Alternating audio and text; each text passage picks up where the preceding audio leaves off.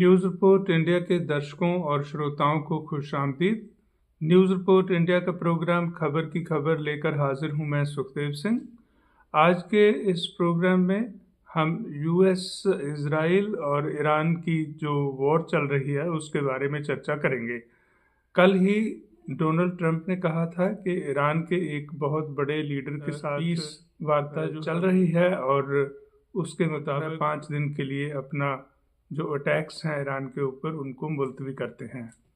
परंतु आज की कुछ खबरों के मुताबिक इजराइल ने फिर से ईरान के ऊपर हमले कर दिए हैं और उसके जवाब में ईरान ने भी तेल अवीव में हमले करे हैं, जिससे कुछ नुकसान बताया जा रहा है। इसमें कुछ खबरों के मुताबिक वार्तालाप है, इसकी जो जगह है वो पाकिस्तान बताई जा रही है। दूसरी तरफ जो यूएसए के एम्बेसडर हैं भारत में, मिस्टर गोर, उन्होंने लिखा है कि डोनाल्ड ट्रंप ने प्रधानमंत्री नरेंद्र मोदी से बात करी है, परंतु कुछ खबरों के मुताबिक ईरान ने किसी भी तरह की वार्तालाप से डिनाई किया है। उन्होंने कहा है कि ऐसी कोई वार्तालाप नहीं चल रही है। असल में डोनाल्ड ट्रंप और उनका जो प्रशासन है वो एकदम लाइमलाइट गेन करने के लिए खबरों का कोई बात होने से पहले ही उनको पब्लिक स्फीयर में ले आते हैं और उसमें अपना वो एक माइलेज गेन करने की कोशिश करते हैं। और शायद ये एक तरह की साइकोलॉजिकल वॉर भी है, जिसमें एक ऐसा मैसेज दिया जाए जिससे कंफ्यूजन क्रिएट हो जाए और जो हैं ईरान के लोग और ईरान के जो नेता हैं उनमें एक ऐसा भ्रम चला जाए कि शायद जो सीनियर लीडरशिप है वो अंदर से नेगोशिएशन कर रही है। पहली तो बात यह है कि जो डोनाल्ड ट्रंप कहते हैं उसके ऊपर भरोसा करना बहुत मुश्किल बात है। उन्होंने पहले भी बहुत सारी ऐसी बातें बोली हैं जो बाद में वो सही नहीं होती हैं और वो झट से स्टैंड चेंज कर लेते हैं। अभी वॉर जब शुरू हुई तो उन्होंने बोला था कि ये वॉर जल्दी ही ख़त्म हो जाएगी। कभी उन्होंने कुछ दिन बताए, कभी कुछ हफ्ते बताए, फिर कुछ महीनों की बात करी, परंतु वॉर बिल्कुल उल्टी दिशा में चली गई है। हालांकि इजराइल और अमेरिका ने ईरान के बहुत सीनियर लीडर्स को एलिमिनेट कर दिया है, उनको मार दिया है, परंतु ईरान ने एक अपना ऐसा सिस्टम क्रिएट कर रखा है जिसमें ऑटोमेटिकली जो नई लीडरशिप है वो आ जाती है। जैसा कि अभी सिक्योरिटी चीफ थे ईरान के मिस्टर लारजानी, उनकी डेथ के बाद अभी उन्होंने नया एक सिक्योरिटी चीफ अपॉइंट कर दिया है। ये सिस्टम जो है ये ऐसा नहीं है कि इससे जो है एक रजीम चेंज हो जाएगा या जो पूरी की पूरी सल्तनत है वो तबाह हो जाएगी।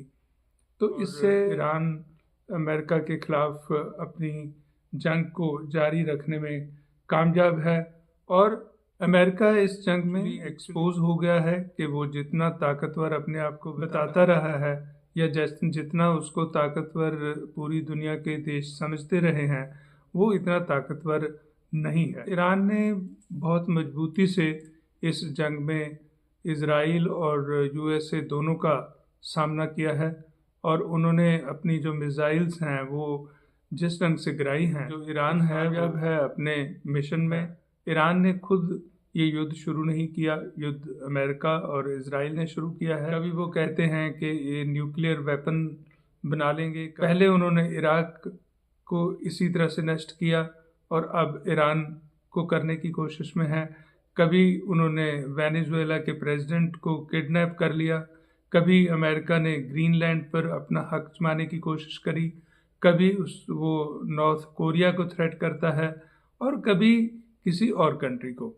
इस ढंग से एक तरह से जो यूएसए है वो इस ढंग से बिहेव कर रहा है जैसे कि वो पूरी दुनिया में चौधरी है। हालांकि अमेरिका में भी जो डोनाल्ड ट्रंप की पॉलिसीज़ हैं या उसका जो काम करने का तरीका है उसकी अपोजिशन हो रही है और उसके खुद के जो अलाइज हैं बड़े इम्पोर्टेंट पोजीशंस पर उन्होंने रेजिग्नेशन दिए हैं और उनकी अपील जो नाटो के किसी भी देश ने स्वीकार नहीं करी है। नाटो के देशों ने स्पष्ट कर दिया है कि ये वॉर अमेरिका की है, ये उनकी वॉर नहीं है या इजराइल की वॉर है। तो इसलिए वो इसमें हिस्सा नहीं लेंगे। तो अमेरिकन कांग्रेस के कुछ मेंबर ये भी कह रहे हैं कि ये वॉर इजराइल की है और अमेरिका इसमें बिना वजह ही घुस गया है और अपने आप को, अपने रिसोर्सेज जो है इसमें वेस्ट कर रहा है। परंतु अगर हम देखें कि अमेरिका जो है पहले भी जब किसी भी और कंट्री से युद्ध किया तो वो वहाँ पर जाता है, अपनी सेना को वहाँ पर तैनात करता है और उस देश के जो रिसोर्सेज हैं उनको नष्ट कर देता है, वहाँ की जो लीडरशिप है उसको मार देता है और फिर वो देश जो है उसको ऐसे ही छोड़ के वहाँ से निकल जाता है किसी ना किसी बहाने से। या तो वो कहेगा कि उसने ये सब वॉर जीत ली है या किसी और बहाने से वो वहाँ से निकल जाता है और फिर किसी और निशाने की तरफ बढ़ जाता है और इस ढंग से वो अपने जो आर्म्स हैं उनकी टेस्टिंग भी कर लेता है और वो किसी ना किसी ढंग से उनको बेच भी देता है।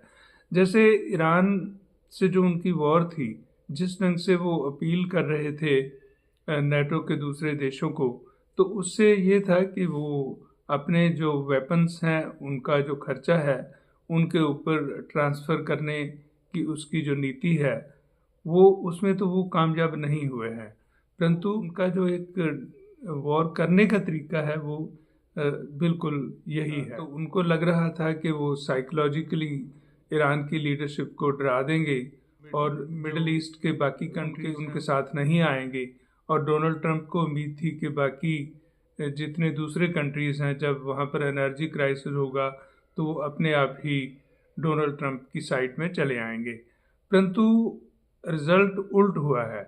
जो बाकी सारे देश हैं उनको एनर्जी क्राइसिस तो फेस करना ही पड़ रहा है। इससे जो है डोनाल्ड ट्रंप का एक नेगेटिव इमेज क्रिएट हुआ है, नेगेटिव छवि बनी है। इस वॉर में से निकलना उनके लिए शायद मुश्किल बना हुआ है, इसीलिए वो कभी किस ढंग से स्टेटमेंट देते हैं, कभी किसी और ढंग से स्टेटमेंट देते हैं और कंफ्यूज करने की कोशिश में लगे हुए हैं। जबकि इज़राइल वॉर को रोकना नहीं चाह रहा है। इज़राइल का मकसद है बड़ा इज़राइल क्रिएट करना और वो नहीं चाहेगा कि वहाँ पर जो है किसी और ताकत की गुंजाइश रहे और इसलिए वो ईरान को कम्प्लीटली नष्ट करना चाहता है।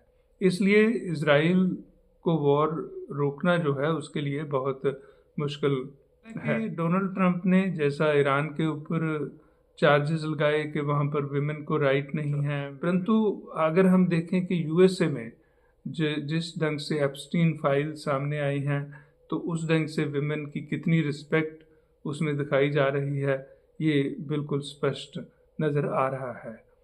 अभी अगले कुछ दिनों में ये देखने वाली बात होगी कि ये जो वॉर है किस डायरेक्शन में जाती है। हालांकि जब ट्रंप ने जो नेगोशिएशंस की बात जब पब्लिक करी तो उसका रिएक्शन पॉजिटिव हुआ। ऑयल की कीमतें इंटरनेशनल मार्केट में कम हो गई और जो शेयर मार्केट्स हैं उन्होंने पॉजिटिव रिएक्शन दिया, वो ऊपर आ गई। परंतु जब ईरान के ऊपर आज जब हमले की बात सामने आई है और जब ईरान ने किसी नेगोशिएशन की वार्तालाप से मना किया है तो फिर दोबारा से ऑयल की प्राइसेस में उछाल आ गया है। तो अभी आने वाले समय में पता चलेगा कि वॉर किस डायरेक्शन में जाती है। तो इसमें भारत जो है एक कोई क्लियर पोजीशन अपनी नहीं ले पाया है। हालांकि अभी जिस तरह से वार चल रही है तो भारत को शायद लग रहा है कि ये दोनों तरफ से फ़ायदा ले लेगा, परंतु ये प्रैक्टिकली बात पॉसिबल नहीं होती है। जैसा अगर हम देखें कि ना तो अमेरिका के साथ भारत की कोई लिस्टिंग हुई है, परंतु दूसरी तरफ उन्होंने जो है अमेरिका के अगेंस्ट कोई स्टेप भी नहीं लिया है और ईरान से भी कुछ हमदर्दी इस ढंग से नहीं एक्सप्रेस हुई कि ईरान जो है वो भारत को अपना अलाई या दोस्त समझे। तो इस हालात में कई बार हालात ऐसे बन जाते हैं जिसमें ना आप एक्स के रहते हो ना आप वाई की साइड में रहते हो।